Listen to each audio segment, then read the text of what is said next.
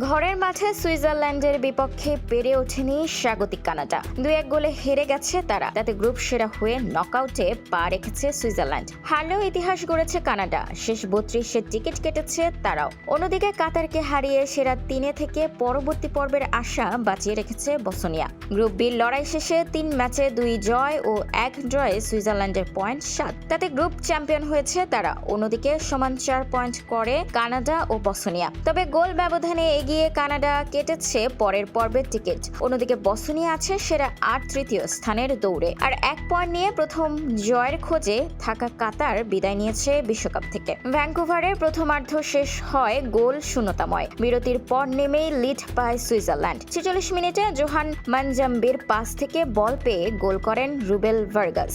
57 মিনিটে ব্যবধান বাড়ান মানজাম্বি নিজেই। এরপর 76 মিনিটে ব্যবধান কমায় স্বাগতিক কানাডা। গোল করেন প্রমিস ডেভিড। খেলা শেষ হয় 2-1 ব্যবধানে। অন্যদিকে সিয়াটলের লুমেন ফিল্ডে ম্যাচের 29 মিনিটে এগিয়ে যায় বসনিয়া। কাতার জালে বল পাঠান কারিম আলাবিগোভিচ। 34 মিনিটের ব্যবধানে দ্বিগুণ হয় বসনিয়ার। এবার নিজেদের জালে বল জড়ান সুলতান আল বারেক। এরপর 42 মিনিটের ব্যবধানে কমান হাসান আল হাইদোস। 2-1 গোলে এগিয়ে বিরতিতে যায় বসনিয়া। বিরতির পর নেমে ম্যাচের 80 মিনিটে এরমিন মাহমেজ তৃতীয় গোলটি করেন। 3-1 গোলে জয় নিশ্চিত করে বসনিয়া। স্পোর্টস ডেস্ক, খোলা কাগজ, ঢাকা।